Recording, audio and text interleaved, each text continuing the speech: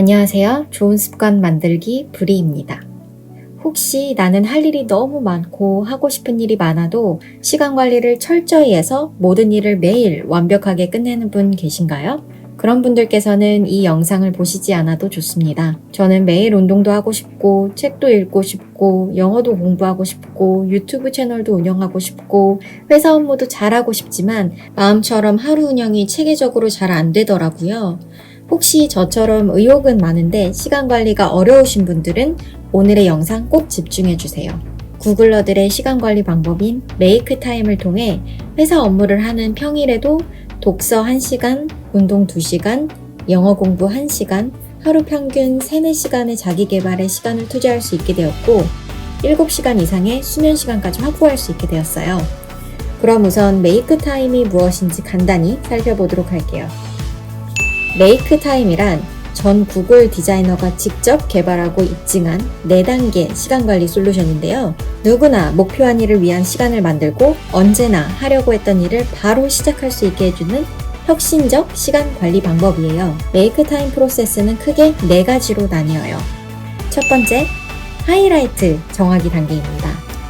하루가 끝날 무렵 가장 큰 만족감을 안겨주는 것 또는 오늘을 되돌아봤을 때 가장 즐거움을 느낄 수 있는 단 한 가지 일을 정해보는 거예요.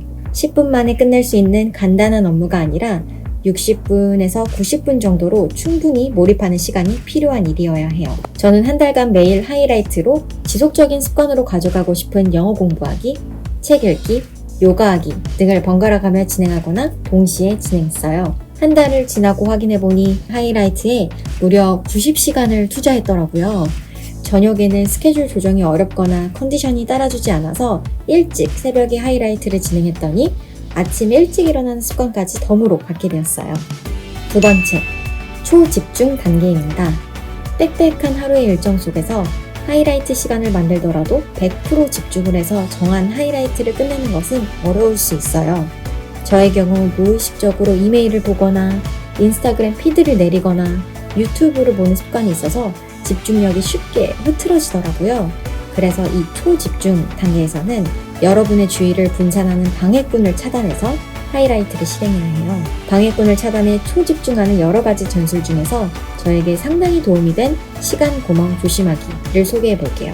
시간 구멍 생기는 과정은 아래와 같아요. 인스타그램에 사진을 올린다. 포스팅에 대한 반응을 보려고 인스타그램에 10분 동안 4번 들어간다. 인스타그램 게시물에 댓글이 달리자 기분이 좋아진 나는 다음에는 무엇을 찍어 올리면 좋을지 생각하기 시작한다. 내일 또 다른 사진을 올리고 위의 주기는 계속 반복된다.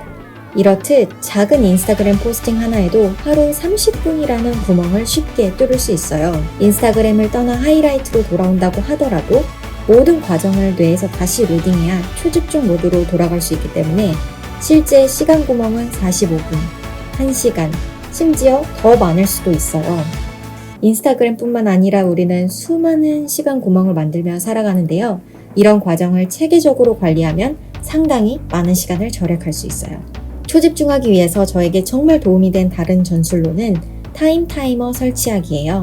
초집중 모드에 들어갈 때 시간이 눈에 보이는 타임 타이머를 설치하면 과제에 훨씬 몰입하게 해줘요. 좋은 의미로 본능적인 절박감을 느끼게 해주기 때문에 타이머를 보면서 20분밖에 안 남았네?